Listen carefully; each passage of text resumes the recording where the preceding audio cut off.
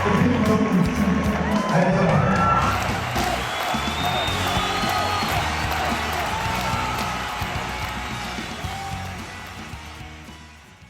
and welcome to this exciting episode. My guests today, as I mentioned in the last couple of weeks, are going to be business people and leaders in community that has made it somehow or the other.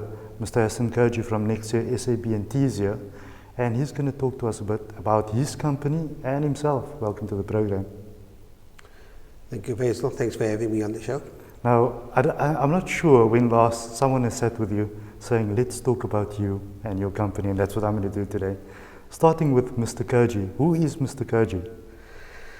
Well, I'm Hassen Kajie, born on 16th of September 1954. That makes me 60 years old. I celebrated my 60th birthday in style a couple of months ago.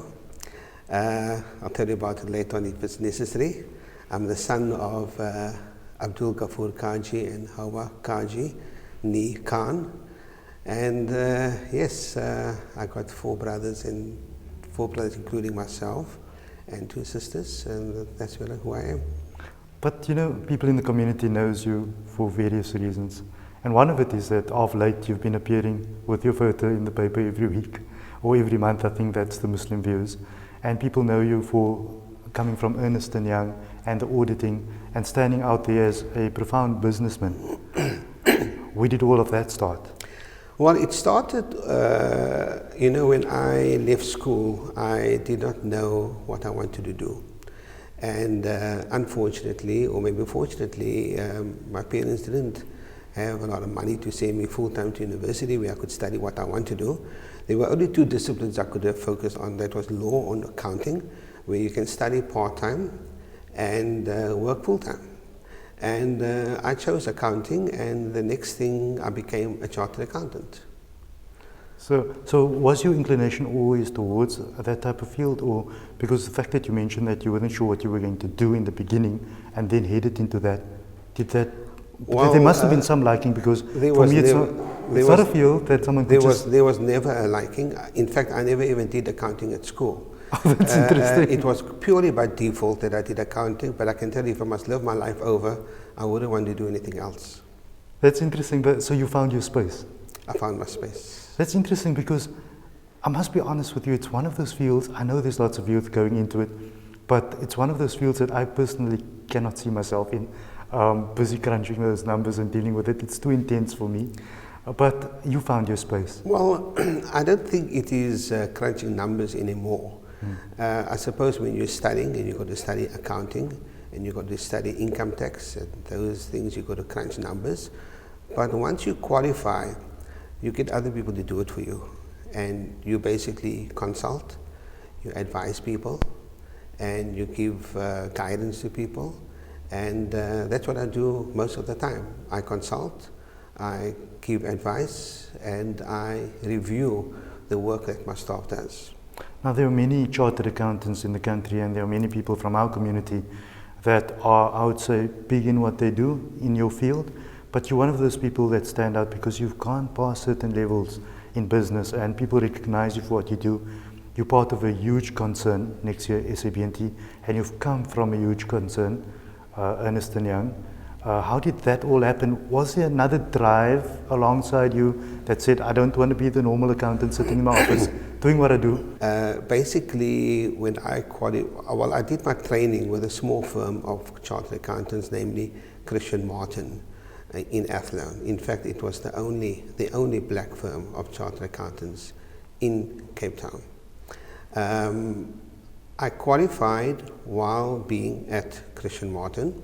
And when I qualified, I decided to do something a bit different, and I went to lecture at the University of the Western Cape in accounting.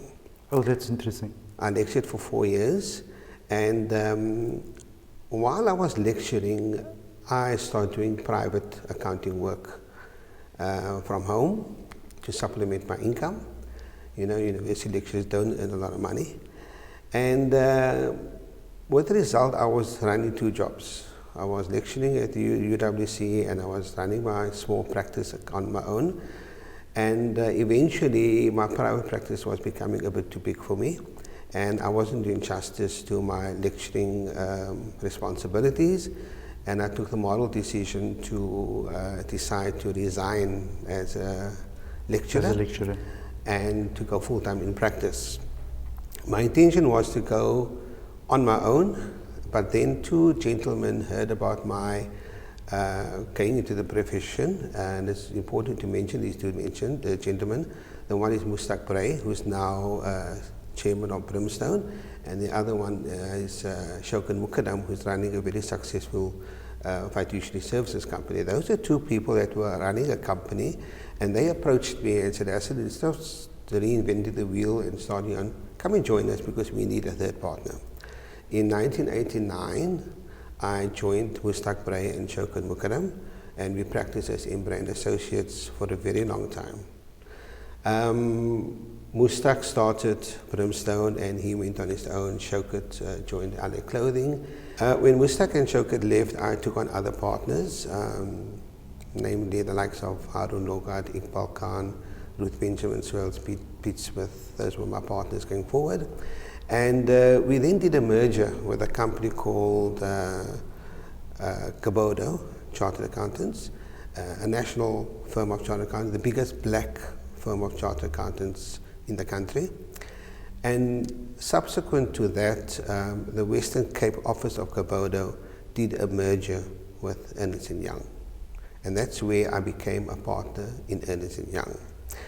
But it's important to note that in all my years of practice, my speciality and my focus was on family business. I won't say small business, I would say family business. Most of my clients were the up-and-coming family, successful family business in the community. And when I moved over to Ernst & Young, I was a bit reluctant initially to join Ernst & Young because I felt that I would not have been able to service these clients which I've built up over the years in an environment of Ernst & Young. Bearing in mind, Ernst & Young is a big accounting firm. They don't focus on small business, they don't focus on family business. And I then, again, wanted to go on my own to look after those clients which has been with me for all the years. Under some persuasion of my partners and to keep the partnership intact, I agreed to join them at Ernst & Young with the view that if it's not in the interests of myself and the interests of my clients, I can exit whenever I want to. I was with Ernst & Young for a year when I realized that Ernst & Young wasn't the right fit for my clients, and my clients were very uncomfortable having a big international firm as their accountants and auditors. Excuse me. It was then that I tendered my resignation at Ernst & Young. I gave 6 months resignation. 6 months? 6 months because it was a process which I had to hand over, not really hand over, but to move over and into the new company and also to make the exit as comfortable as possible. At that time, the CEO of SABNT, well, before that time, the CEO of SABNT, Bashir Adam, heard that I wasn't too happy at Ernst & Young and that I got a big portfolio of clients, and he approached me and said, "Listen, Hassen, don't you want to join our company, SABNT?" At that time, SABNT had an office in Cape Town, a small office in Cape Town, doing primarily government work for the Auditor General. And by me joining the firm with all my private sector clients, we could have boosted the private sector part of the business. And in 1990, I joined SABNT, and happily, I'm still there today. The Nexia component, what's the Nexia component to you? The Nexia component, Nexia is an international brand. Right. We, SABNT, and 2 or 3 other firms in South Africa are part of the Nexia brand. It's an affiliation of audit firms throughout the world, going as far as the UK, the USA, Saudi Arabia, India, Pakistan, Bangladesh. There are lots of audit firms that are affiliated to the Nexia brand.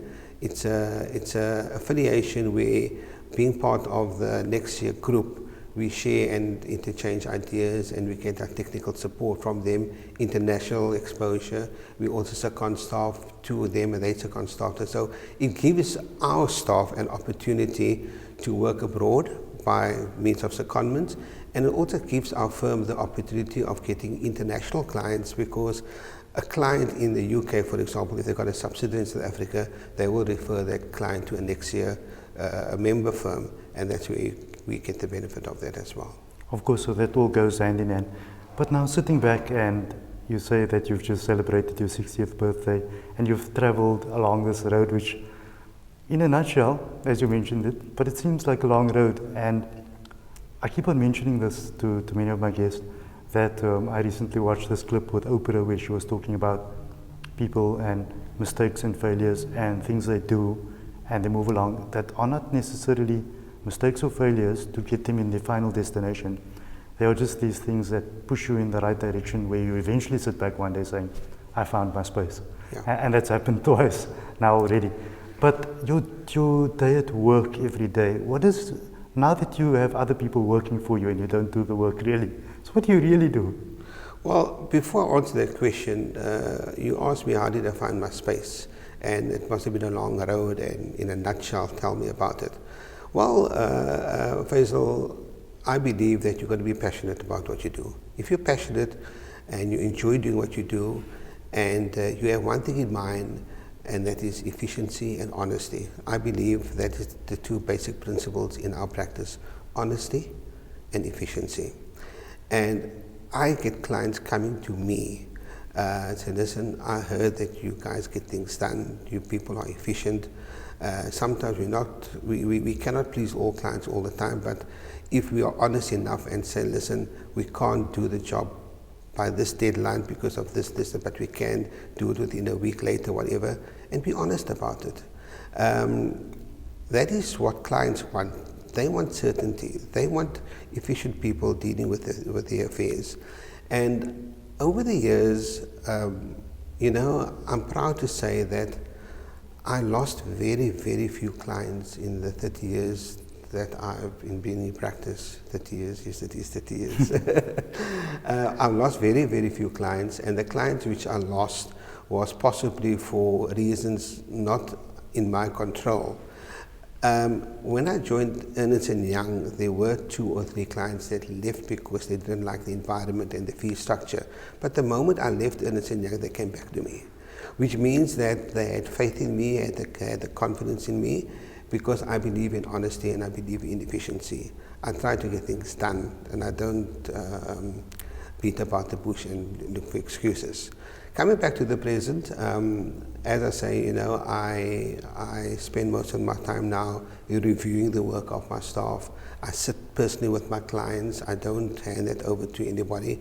So you still have that with clients that you're dealing with it? I still, even if all the work is done by staff, at least the final meeting where we approve the financial statements. And I suppose clients like that? Absolutely, absolutely. They don't mind who works on my work as long as I see the final product, and as long as I sit with them and go through the final product with them and have my blessings, and that is what they want. So I spend most of my time reviewing the work that my staff do. I spend my time sitting with my clients, going through the final financial statements with them, give them tax advice, give them business advice, estate planning advice, etc.